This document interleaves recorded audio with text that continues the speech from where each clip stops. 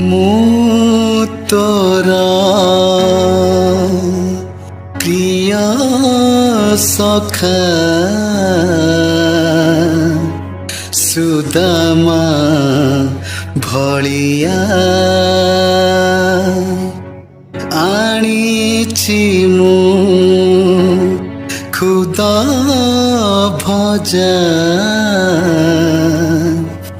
ନେରେ Kalia.